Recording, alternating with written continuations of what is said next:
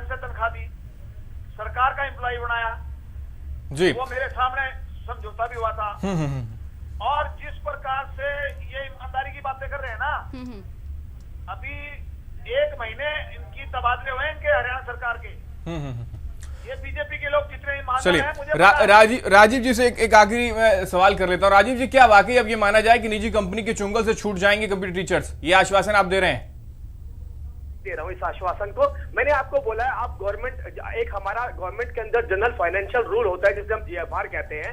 आप जीएफआर को पढ़िए, जीएफआर में साफ तौर पे लिखा हुआ है कि गवर्नमेंट में जो भी सुविधाएं लेनी है उन सुविधाओं को पूरा करने के लिए आउटसोर्सिंग की जा सकती है। मैं ये नहीं कह रहा हूं क्योंकि हम वो झूठे आश्वासन नहीं देना चाहते कि 13 महीने। चलिए राजीव जी, आपकी सरकार में भी आउटसोर्सिंग रहेगी, यानी शिक्षा को प्राइवेट हाथों में दिया जाएगा, यही कहने का तात्पर्य हुआ ना राजीव जी? आप ये हमारी सरकार की बात नहीं करी है। जब हम जीएफआर की बात करते हैं तो पुरानी सरकारों में भी जीएफआर था, आने वाली इस सरकार तो पुरानी सरकारों से तो परेशान हैं ये लोग, और आपकी सरकार भी उन्हीं के अंडर रखेगी इनको, तो फायदा क्या हुआ लोगों को सरकार बदलने का? आप ये पूछना चाहते हैं कि आप आउटसोर्सिंग को बंद कर देंगे, तो मैंने आपको इसका जवाब ये देना चाहा कि आउटसोर्सिंग बंद नहीं होती है, लेकिन करप्ट सिस्टम जो आउटसोर्सिंग में आ गए थे उनका सफाया हम जरूर करेंगे।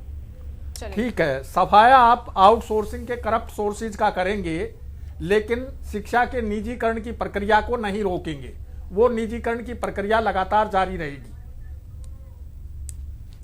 चलिए, लगता है राजीव जी के पास जवाब भी नहीं है। राजीव जी, चलिए, बहुत शुक्रिया इस चर्चा में जुड़ने के लिए। कृष्णमूर्ति जी, आपका भी बहुत शुक्रिया इस चर्चा में जुड़ने के लिए। पवन, आपका भी बहुत शुक्रिया तमाम जानकारी हम तक पहुंचाने के लिए, और कंप्यूटर टीचर्स के साथ आप थे, उनकी सारी परेशानी हम तक पहुंचाने के लिए। धनपाल जी, आपका भी बहुत शुक्रिया इस चर्चा में जुड़ने के लिए।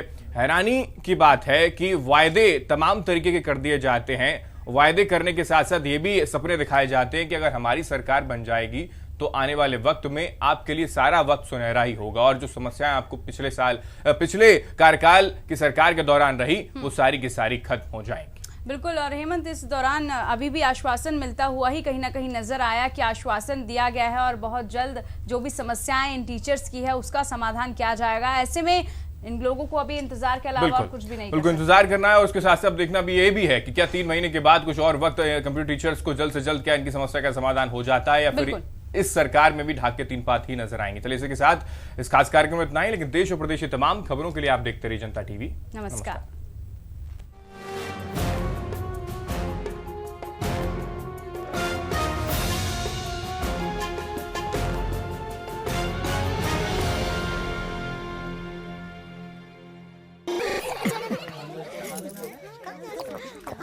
नीचे काकी, घर में शौचालय कहाँ है?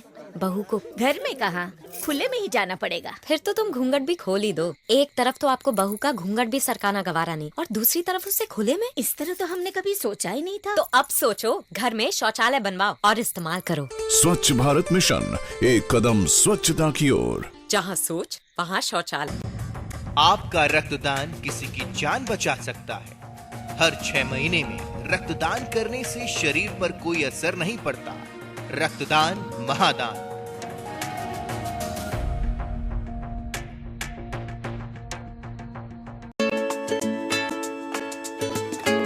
मित्रों, वही आप, वही हम, और वही हमारा जनता का भी दरबार।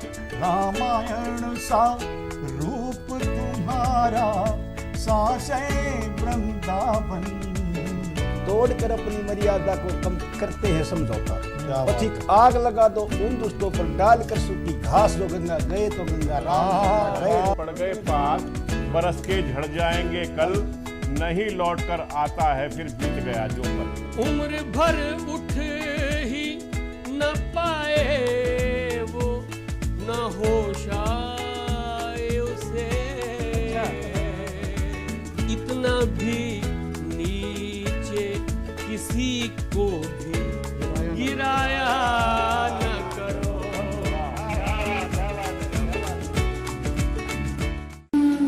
ईश्वर से प्रार्थना भी है कि हिंदुस्तान ऐसा बने कि जिससे सारी दुनिया कहे कि अगर आजाद बनना है तो हिंदुस्तान के जैसे आजाद बनो। संविधान कितना भी बुरा क्यों न हो, वो अंततः अच्छा साबित होगा अगर उसे इस्तेमाल में लाने वाले लोग अच्छे होंगे।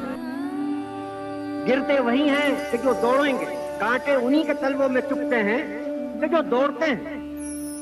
हमारी बहुत नाजुक हालत है, उस हालत में हमें न कोई हड़ताल करनी चाहिए, सबको मिलजुल के काम करना चाहिए। असंगठित और कमजोर रहना पाप है। गुलामी सब कष्टों और पापों की जड़ है।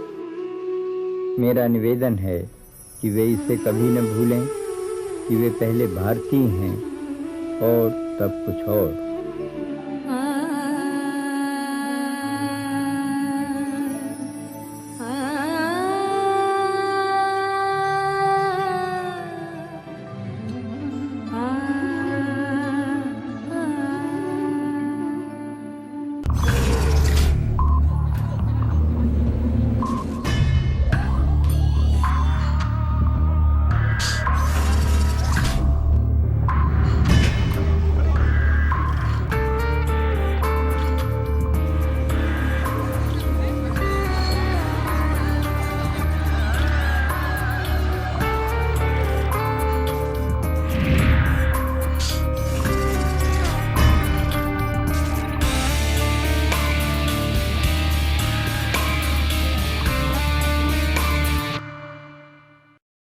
देखिए सोमवार से शुक्रवार शाम 6 बजे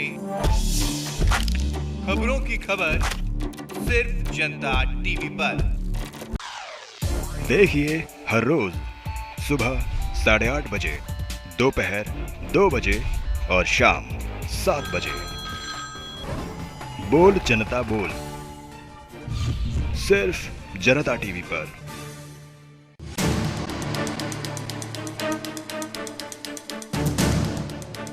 गलत नीतियों पर आवाज उठाएं, लोकतंत्र की मर्यादा में राज्य को कल्याणकारी बनाएं।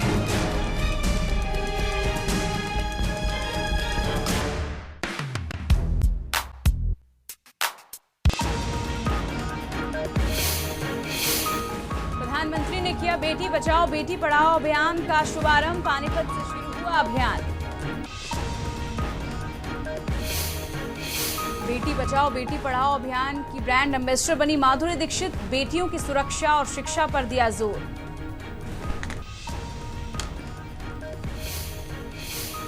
भारतीय किसान यूनियन ने किया प्रधानमंत्री के हरियाणा दौरे का विरोध। काली पट्टी बांधकर जताया विरोध। स्वामीनाथन रिपोर्ट लागू करने की कर रहे हैं मांग। हिसार में डीजल चोरी का गोरखधंधा। रोडवेज कर्मी चोरी छुपे बेच रहे हैं डीजल। कर्मचारी ही सरकार को लगा रहे हैं चूना।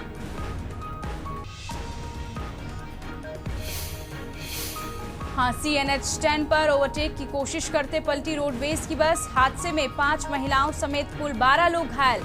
घायलों में 4 की हालत नाजुक।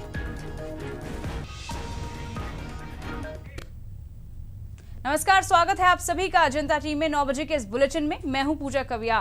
फिलहाल रुक कर लेते हैं इस वक्त की बड़ी खबर की तरफ। रोहतक से आ रही है इस वक्त की बड़ी खबर। आपको बता दें कि बॉक्सर अखिल कुमार के पिता को जान से मारने की धमकी मिली है और ATM कार्ड का कोड नहीं बताने पर यह धमकी मिली है।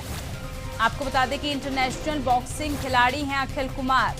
फिलहाल पुलिस ने मामला दर्ज कर लिया है। जांच पड़ताल शुरू कर दी गई है। तो रोहतक से इस वक्त की बड़ी खबर हम आपको बता रहे हैं, जहां पर बॉक्सर अखिल कुमार के पिता को जान से मारने की धमकी मिलने का एक मामला सामने आया है। दरअसल ATM कार्ड का कोड नहीं बताने पर यह धमकी अखिल कुमार के पिता को मिली है और इंटरनेशनल बॉक्सिंग खिलाड़ी हैं अखिल कुमार। फिलहाल पुलिस ने भी मामला दर्ज कर लिया है। जांच पड़ताल पुलिस की तरफ से शुरू कर दी गई है कि आखिर किसने ये धमकी दी और क्या कुछ मकसद था इस धमकी का। तो बॉक्सर अखिल कुमार के पिता को जान से मारने की धमकी मिली है और ATM कार्ड का जो कोड नंबर है वो नहीं बताया। उसके बाद इंटरनेशनल बॉक्सिंग अखिल कुमार को यह धमकी मिली है। फिलहाल पुलिस की तरफ से भी मामला दर्ज कर लिया गया है और जांच पड़ताल शुरू कर दी गई है। तो इस वक्त की बड़ी खबर आपको रोहतक से बताई जा रही है, जहां पर बॉक्सर अखिल कुमार के पिता को जान से मारने की धमकी मिली है। ATM कार्ड का जो कोड है वो नहीं बताया गया, उसके बाद ये धमकी मिली है। ऐसे में क्यों ये धमकी मिली है, क्या कुछ वजह थी, क्या कुछ मंशा थी जिन्होंने ये धमकी दी है। इन सब की जांच पड़ताल के लिए पुलिस ने मामला दर्ज कर लिया है और जांच भी पुलिस की तरफ से शुरू कर दी गई है। तो मामला रोहतक का है, जहां पर जो इंटरनेशनल बॉक्सर खिलाड़ी अखिल कुमार हैं, उनके पिता को धमकी मिली है और मामला फिलहाल पुलिस की तरफ से भी दर्ज कर लिया गया है।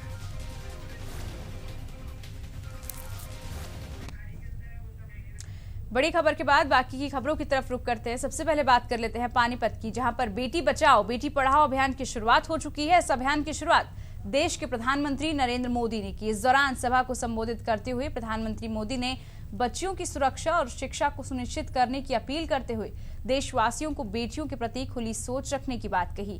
कार्यक्रम में हरियाणा के मुख्यमंत्री मनोहर लाल खट्टर और अभियान की ब्रांड एम्बेसडर माधुरी दीक्षित भी मौजूद रही।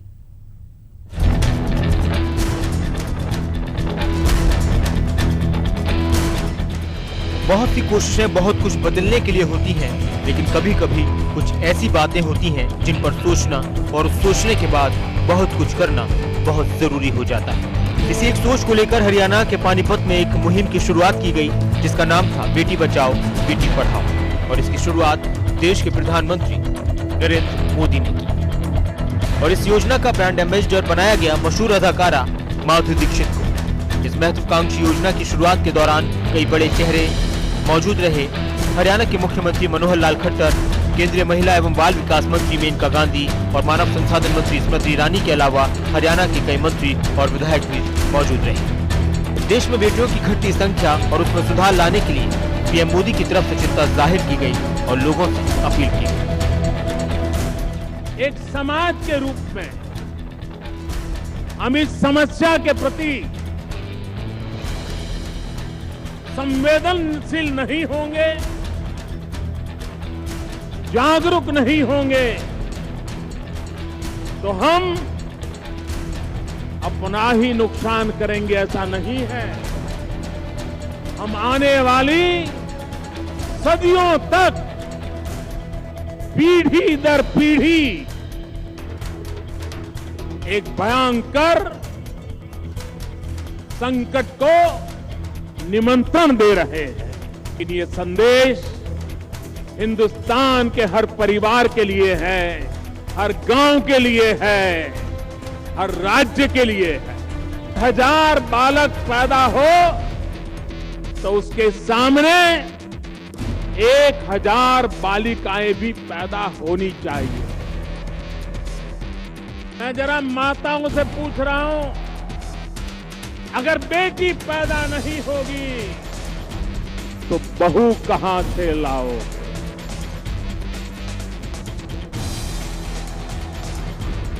और इसलिए जो हम चाहते हैं वो समाज भी तो चाहता है। हम ये तो चाहते हैं कि बहू तो हमें पढ़ी लिखी मिले, लेकिन बेटी को पढ़ाना है तो 50 बार सोचने के लिए मजबूर हो जाते हैं। यह अन्याय कब तक चलेगा? ये हमारी सोच में ये दोगलापन कब तक चलेगा? अगर बहू पढ़ी लिखी चाहती है तो बेटी को भी पढ़ाना ये हमारी जिम्मेवारी बनती है। अगर हम बेटी को नहीं पढ़ाएंगे तो बहू भी पढ़ी लिखी मिले, ये अपेक्षा करना अपने आप के साथ अन्याय है। और इसलिए माइयों बहनों, मैं आज आपके बीच एक बहुत बड़ी पीड़ा लेकर के आया, एक दर्द लेकर के आया। क्या कभी कल्पना की हमने जिस धरती पर मानवता का संदेश होता है, उसी धरती पर मां के गर्भ में बच्ची को मौत के घाट उतार दिया जाए? वहीं हरियाणा के मुख्यमंत्री मनोहर लाल खट्टर की तरफ से सरकार की इस योजना और सरकार की तरफ से उठाए जाने वाले कदमों के बारे में जिक्र किया गया। हमारे यहाँ केवल एक बेटी को यानी दूसरी बेटी को लाडली योजना के अंतर्गत सहायता मिलती है। अभी हमने तय किया है कि गरीबों, अनुसूचित जातियों की सभी बेटियों के लिए हम सहायता देंगे। हरियाणा कन्या कोष की स्थापना करेंगे, जिसके अंतर्गत जन्म लेने वाली हर बेटी के जन्म के बाद हम 21,000 रुपए की राशि बैंक में जमा कराएंगे, ताकि 18 वर्ष की आयु होने पर लगभग 1 लाख रुपए की सहायता उस बेटी के लिए मिल सके। इस अभियान को कामयाब बनाने और इस योजना को जन जन तक पहुंचाने और लोगों को जागरूक करने के लिए सरकार की तरफ से महत्वपूर्ण कदम उठाने के साथ साथ बेटी बचाओ बेटी पढ़ाओ अभियान का ब्रांड एम्बेसडर मशहूर फिल्म अभिनेत्री माधुरी दीक्षित को बनाया गया। सवाल सिर्फ लड़कियों को जन्म देने का नहीं है, उन्हें सही पोषण, सही शिक्षा और उचित अधिकार देने का भी सही प्रोग्राम होना चाहिए, क्योंकि घर हो, परिवार हो, समाज हो या फिर देश, प्रगति तभी करेगा जब उसकी औरतें शिक्षित और सशक्त होगी। एक बच्चा सबसे ज्यादा अपनी माँ से सीखता है। माँ उसे जिस जबान में बात करती है वही भाषा वो सबसे पहले सीखता है। माँ जितनी शिक्षित होगी, बच्चा भी उतना ही सभ्य, अक्लमंद और संस्कारी होगा। हम क्यों बेटियों को जन्म लेने नहीं दे रहे हैं? और अगर जन्म दे भी दिया तो क्यों उसे कुपोषित रखकर, उसे अशिक्षित रखकर, उसे उसके अधिकारों से वंचित रखकर अपने समाज का और अपने देश का बुरा कर रहे हैं? घरों में बेटियां नहीं होंगी तो आप अपने बेटों की शादी किससे कराएंगे? और इसी में से निकलती है अपराध, हिंसा और अत्याचार। मैं व्यक्तिगत तौर से मानती हूं कि बेटा और बेटी में कोई फर्क नहीं होता। बेटियों की सुरक्षा, उनकी शिक्षा और उनके जीवन को बेहतर बनाने की दिशा में ये कोशिश काबिल तारीफ है, लेकिन इस कोशिश में सरकार का गंभीर और ईमानदार रहना जितना जरूरी है, उससे ज्यादा जरूरी है समाज की भागीदारी। ब्यूरो रिपोर्ट, जनता न्यूज़।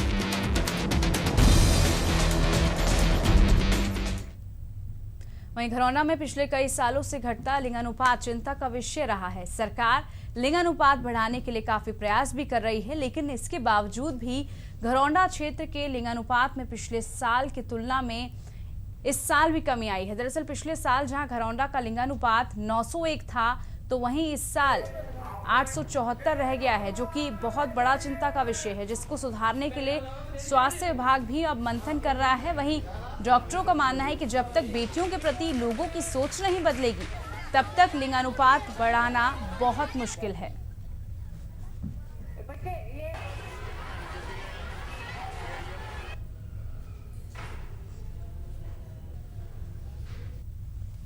वैसे तो हमारे हरियाणा राज्य में ही लड़कों के मुकाबले लड़कियों का अनुपात जो है, जी हम सेक्स रेशो कहते हैं, वो पिछले काफी वर्षों से काफी चिंता का विषय रहा है। अगर घरौंडा ब्लॉक की हम बात करें तो पिछले साल का अगर हम लें तो पूरे साल के दौरान 2591 लड़कों के मुकाबले 2264 लड़कियों का जन्म हुआ है। और लिंग अनुपात अगर ले तो वो 874 आता है उसमें। 874 का मतलब है कि 1000 लड़कों के मुकाबले सिर्फ 874 लड़कियां पैदा हुई हैं, जो कि काफी कम। तो अब एक बार नजर डाल लेते हैं प्रदेश के उन आंकड़ों पर जो दर्शाते हैं कि प्रदेश में कहां कितना लिंगानुपात है। तो देश के खराब लिंगानुपात की बात सबसे पहले महेंद्रगढ़ में, जहां पर 1000 लड़कों की तुलना में 775 लड़कियां हैं। वहीं यमुनानगर की बात की जाए तो 1000 लड़कों में महज 826 लड़कियां हैं। कैथल में भी 1000 लड़कों पर 828 लड़कियां हैं। इधर भिवानी में 1000 लड़कों पर 832 लड़कियां हैं। वहीं अगर रोहतक की बात की जाए तो रोहतक के शिमली गांव में 1000 लड़कों पर महज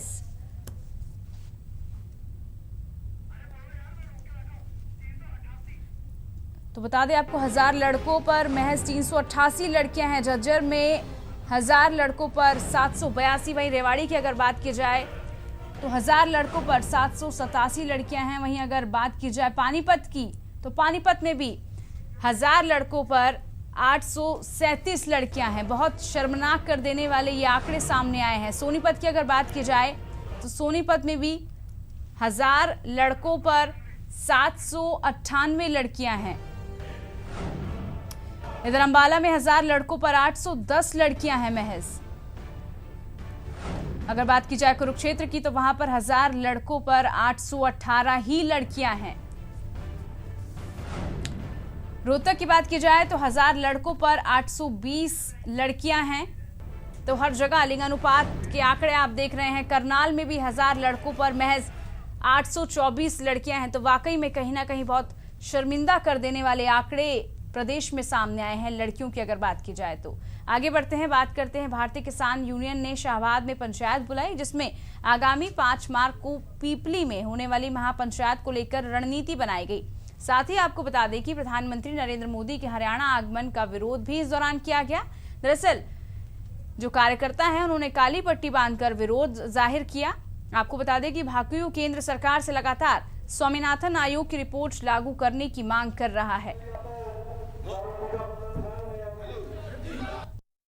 आज जो पंचायत है उसका मतलब है कि 5 मार्च को जो महापंचायत हमने रखी है स्वामीनाथन आयोग की रिपोर्ट को लागू करवाने के लिए, उसी के तहत क्योंकि पूरे हरियाणा के अंदर हमने 100 पंचायतें करने का टारगेट बनाया है और उसी के तहत आज यहाँ पे पंचायत है। और जहाँ तक काले बिल्ले लाने का सवाल है, काले पट्टी लगाने का सवाल है, आज मोदी जी हरियाणा में आ रहे हैं उनके आगमन पर, क्योंकि उन्होंने स्वामीनाथन आयोग की रिपोर्ट को लागू करने का वादा किया था, लेकिन वादा करने के बाद वो अपनी बात से पीछे हट रहे हैं।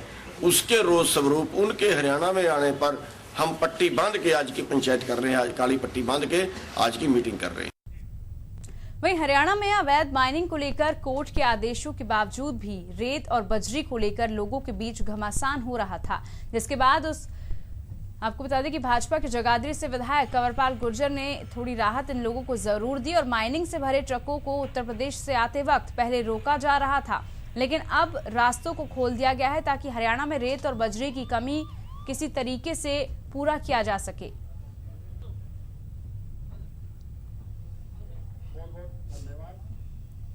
तीन साल से भी ज्यादा का टाइम हो चुका है। यहाँ का स्टोन क्रशर जोन जो है वो सारा का सारा बंद पड़ा था और पिछली सरकार ने कुछ इस प्रकार के डंगे डाए कि जिसकी वजह से सारा काम यहाँ बंद था। तो अभी उत्तर प्रदेश में माइनिंग शुरू है, वहाँ पर चल रही है। हरियाणा में माइनिंग के ऊपर प्रतिबंध है। हमारा शुरू से एक डिमांड थी कि रॉ मटेरियल कहीं से भी लेकर आया जा सकता है और अगर हम उत्तर प्रदेश से लेकर आए तो यहाँ पर काम चल सकता था, लेकिन पिछली सरकार ने उसको बंद कर दिया था। तो उसके प्रयास में जैसे ये सरकार बनी हम लगे हुए थे। तो यहाँ पर जो रास्ता था वो रास्ता असल में जहाँ रास्ता चलता था वो फॉरेस्ट का था और जहाँ पर रास्ता था वो फॉरेस्ट के पास था, उसमें पेड़ खड़े थे। तो उसको हमने सरकार से रिक्वेस्ट की और सरकार ने उसको चेंज कर दिया, वो फॉरेस्ट ने ले लिया और जो रास्ता था वो पंचायत को उन्होंने दे दिया। तो वो रास्ता खुला है, उसके लिए यहाँ पर सभी वो रास्ता खुलने से निश्चित तौर से जो कच्चा माल है, मटेरियल जो है वो उत्तर प्रदेश से आएगा। वहीं प्रदेश में हजारों करोड़ के टैक्स रिफंड घोटाले में गठित की गई एसआईटी ने अपनी जांच रिपोर्ट लोकायुक्त जस्टिस प्रीतम पाल को सौंप दी है। दरअसल लोकायुक्त ने बताया कि एसआईटी ने उन्हें जो पन्ने दिए हैं 345 पन्नों की रिपोर्ट उन्हें सौंप दी गई है और इस रिपोर्ट के अध्ययन के बाद आगे की कार्रवाई भी की जाएगी। हालांकि खास बात यहां पर यह रही कि रिपोर्ट के सार्वजनिक होने से पहले ही शिकायतकर्ता ने इस रिपोर्ट की निष्पक्षता पर सवाल उठाए थे। शिकायतकर्ता का कहना है कि जांच रिपोर्ट में दिए गए आंकड़ों में भी घोटाला किया गया है।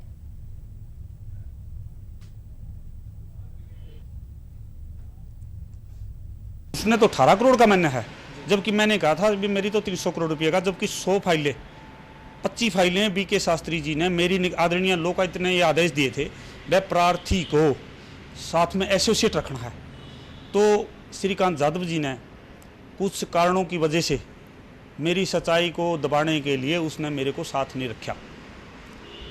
उसने दबाने के लिए मेरे पर उसने दबाव बनाने की कोशिश भी करी, क्योंकि उसने एक ऐसी टीम बना ली जिसमें सुरेंद्र भौरिया, जितेंद्र राघव इटियो और वो खुद स्वयं उसका रीडर कैथल में जांच के दौरान भी मौजूदा डीटीसी सुनील और डीटीआई प्रवीण ने रिफंड किया है, उसकी भी जांच होनी चाहिए।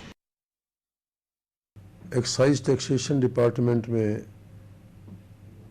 टैक्स को लेके था कि उसमें कुछ घोटाले हैं।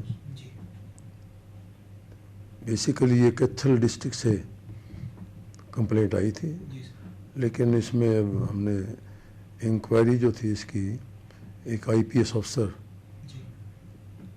को दी थी। उन्होंने आगे एसआईटी कॉन्स्टिट्यूट की और वो सारी इंक्वायरी करके हमारे पास रिपोर्ट आई है। बड़ी लंबी रिपोर्ट है, 345 पेजेस में।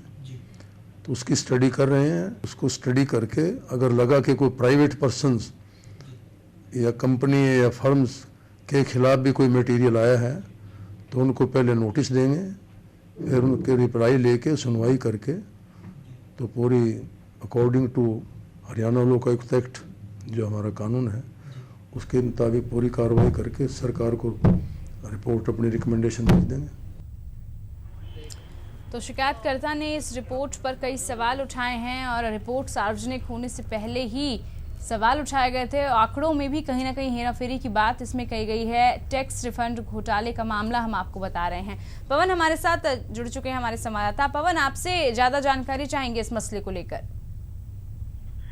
जी बिल्कुल पूजा, जो टैक्स रिफंड घोटाला हरियाणा में सामने आया है 10,618 करोड़ का ये घोटाला है और जो एक मामले में एसआईटी गठित की गई थी और एसआईटी ने अपनी जो रिपोर्ट है वो लोकायुक्त कोर्ट को सौंप दी है। और इस मामले में एसआईटी ने जो रिपोर्ट सौंपी है वो रिपोर्ट पहले ही जो है लीक हो चुकी थी और जो है ये रिपोर्ट लीक होने पर लोकायुक्त ने भी नाराजगी जताई है और उन्होंने ये कहा है कि ये रिपोर्ट जो है ये लीक हुई है। लेकिन इस मामले में जो शिकायतकर्ता थे, जो घोटाले के शिकायतकर्ता थे, उन्होंने सवाल उठाए हैं। उन्होंने कहा है कि जो सरकार को रिपोर्ट एसआईटी ने दी है लोकायुक्त को 10,618 करोड़ की, ये इससे बड़ा घोटाला है और इसमें तथ्यों को छिपाया गया है।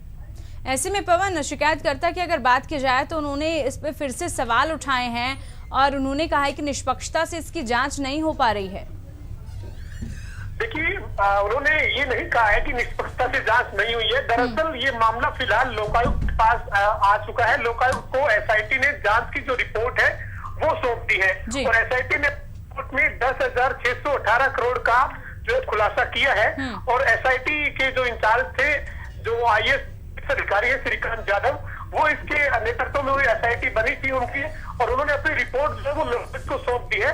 लेकिन शिकायतकर्ता का आरोप ये है कि जो 10,600 घोटाला एसआईटी ने दिखाया है, घोटाला इससे कहीं बड़ा घोटाला है और एसआईटी के जो इंचार्ज है आईपीएस अधिकारी श्रीकांत यादव, जिन्होंने ये जो पूरी छानबीन की है, उन्होंने शिकायतकर्ता ने उन पर आरोप लगाया है कि इसमें उनकी भी मिलीभगत हुई है और जो घोटाला है इसको छिपाया गया है। तथ्य जो है वो इससे कहीं ज्यादा बड़े और तथ्य है। ये 10,600 करोड़ से बहुत ज्यादा बड़ा घोटाला है। लेकिन इसमें जो लोकायुक्त को रिपोर्ट मिली है, जो एसआईटी ने जांच रिपोर्ट सौंपी है, उसमें कहीं ना कहीं जो है तथ्यों को छिपाया गया है। और पवन, ऐसे में जो आप बता रहे हैं कि कहीं ना कहीं जो आरोप भी लगते नजर आ रहे हैं, तथ्यों को जो छुपाया गया है और अलग से तथ्यों में भी हेराफेरी की गई है, क्या अब उसके लिए भी कोई जांच की जाएगी आगे अगर इस तरीके का मामला सामने आया तो? देखिए, फिलहाल जो इस मामले के कैथल निवासी सतबीर सिंह जो याचिका करता है, उन्होंने मीडिया से मुखातिब होते हुए मीडिया को जानकारी देते हुए ये बताया है कि जो एसआईटी की रिपोर्ट है घोटाले की, जो वो उसमें 10,618 करोड़ का जिक्र है, लेकिन ये बड़ा घोटाला है। लेकिन फिलहाल वो इस मामले में अगर लोकायुक्त को शिकायत करते हैं या वो किस स्तर पे इसकी शिकायत करते हैं, उसी पे निर्भर रहेगा कि इस मामले में आगे क्या दोबारा कोई एसआईटी की जो जांच है उसके क्या फिर से जांच होगी या नहीं होगी। ये अभी मामला जो है ये लोकायुक्त के पास है। लोकायुक्त का ये कहना है कि वो मामले में जो रिपोर्ट उनको मिली है उसका अध्ययन करेंगे, उस रिपोर्ट के अध्ययन के बाद ही किसी तरीके का फैसला ले पाएंगे। बिल्कुल, बहुत बहुत शुक्रिया पवन आपका तमाम जानकारी के लिए। तो बता दें आपको, शिकायतकर्ता ने इनके तथ्यों पर भी अब सवाल उठाए हैं और कहा है कि जो 10,600 करोड़ का जो मामला है वो कहीं ना कहीं और आगे भी हो सकता है। ऐसे में जो इस मामले की जांच की जा रही है वो फिलहाल लोकायुक्त की तरफ से की जा रही है।